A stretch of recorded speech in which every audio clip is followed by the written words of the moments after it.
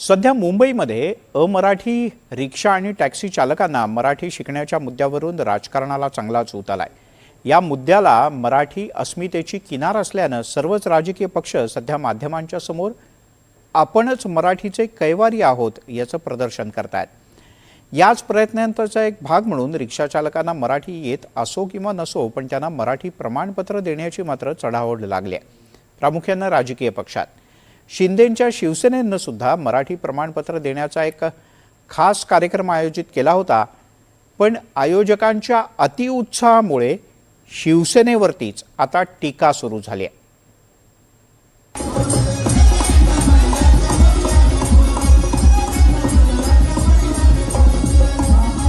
हे ठुमके लटके झटके पाहून तुम्हाला वाटेल की मुंबईतल्या एखाद्या उत्तर भारतीय संघानं आयोजित केलेला हा भोजपुरी संगीत संध्येचा कार्यक्रम असेल, पण तसं नाहीये बरं का।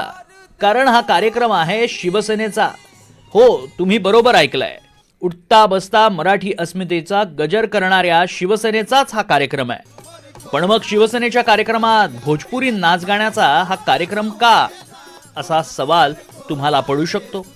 त्याचं कारण आहे ते समोर बसलेले हे प्रेक्षक दुसरे तिसरे कोणी नसून नुकतेच मराठी शिकलेले मुंबईतले रिक्षा चालक आहेत।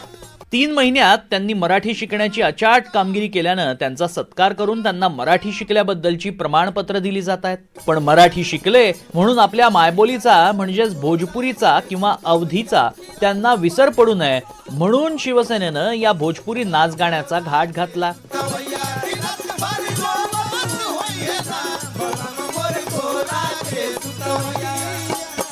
पण हा सगळा कार्यक्रम सुरू होता तो परिवहन मंत्री प्रताप सरनाईक आणि शिवसेनेचे मुख्य नेते उपमुख्यमंत्री एकनाथ शिंदे व्यासपीठावर हजर असताना। त्यामुळे हा प्रकार म्हणजे आपल्या विरोधकांना टीकेसाठी आयती संधी देत असल्याचं भान येताच परिवहन मंत्री प्रताप सरनाईकांनी आयोजक असलेले शिंदेंच्या शिवसेनेचे स्थानिक आमदार प्रकाश सुर्वेंना सौम्य भाषेत समज दिली।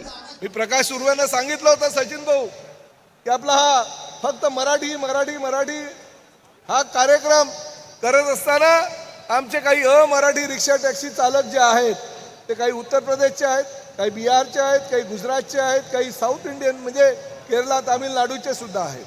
त्यामुळे हिंदी सुद्धा काहीतरी कार्यक्रम ठेवायला पाहिजे, भोजपुरी कार्यक्रम ठेवायला पाहिजे। परंतु ज्या वेळेस व्यासपीठावर आपण सगळे असू त्यावेळेस फक्त आणि फक्त महाराष्ट्रामध्ये मराठीचाच जय जयकार झाला पाहिजे, अशा प्रकारचा कार्यक्रम तुम्ही या ठिकाणी ठेवा। पण टीकेची एवढी आयती संधी चालून आलेली असताना विरोधक तरी ती कशी सोडणार। त्याच्या पुढे भोजपुरी अश्लील गाण्यांवरती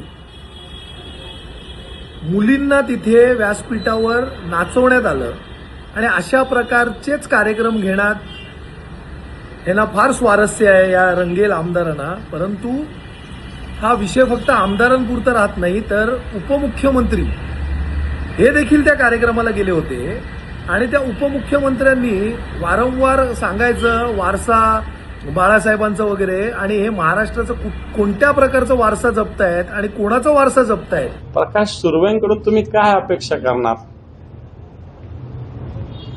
दहीसरमध्ये किसिंग ब्रिज अजून पण आहे चांगला, व्यवस्थित रिक्षावाला नेऊन सोडतो तिथे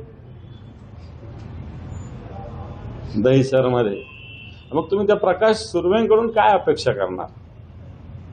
मराठी नीतिमत्ता याच्याविषयी काय अपेक्षा करणार? एकूणच रिक्षा चालकांना मराठी शिकवण्याच्या मुद्द्यावरून एका बाजूला शिवसेना आणि त्यांच्या विरोधात ठाकरे गट मनसे असा राजकीय सामना रंगण्याची चिन्ह असतानाच मुख्यमंत्र्यांनी मराठी सक्तीच्या निर्णयाला थेट 1 वर्षाची मुदतवाढ देत संभाव्य राजकीय संघर्षाची शक्यताच संपवली आहे। हे जे काही टॅक्सी चालक रिक्षा चालक आहेत ज्यांना इतक्या कमी वेळामध्ये जुजबी मराठी शिकता येईल, हे काही योग्य नाही, शक्य नाही, आणि म्हणून आम्हाला वेळ वाढवून द्यावी अशा प्रकारची मागणी त्यांनी केली। त्यांनी 1 वर्षाची मुदतवाढ मागितलेली आहे। मी आज हा निर्णय केलेला आहे की 1 वर्षाची मुदतवाढ याला देण्यात येईल। मराठीच्या विषयावर माननीय मुख्यमंत्र्यांनी 1 वर्षाची मुदतवाढ दिलेली आहे. आम्ही त्या पद्धतीनं कारवाई आमच्या RTOच्या डिपार्टमेंटच्या माध्यमातून करू. परंतु आता मुख्यमंत्र्यांनीच जर 1 वर्षाची मुदत दिली असेल तर त्या 1 वर्षामध्ये त्यांनी मराठी शिकावं, मराठी बोलावं. मला तर आनंद ह्या गोष्टीचा आहे की आता ते बोलू शकणार नाही किंवा काही आमचे 1,65,600 लोक जे मराठी शिकले अवघ्या 105 दिवसामध्ये, त्यांचं कौतुक करावं तेवढं कमीच आहे. मराठी अस्मिता हा दोन्ही शिवसेना आणि मनसेच्या राजकारणाचा गाभा आहे. दुसरीकडे उत्तर भारतीयांसह मुंबईतले परप्रांतीय नागरिक ही भाजपसारख्या राष्ट्रीय पक्षांची वोट बँक आहे. त्यामुळे प्रत्येक पक्ष हा आपली मतपेढी सुरक्षित करण्यासाठी मराठी सक्तीच्या मुद्द्याचा वापर करणार यात काही शंका नाही. त्याच भूमिकेतून रिक्षा चालकांना प्रमाणपत्र वाटपांचे हे मेळावे घेतले जात आहेत. पण या राजकीय साठमारीत मराठी सक्तीच्या निर्णयाचा मूळ हेतू विसरला जाऊ नये म्हणजे झालं. Bureau report, NDTV Marathi.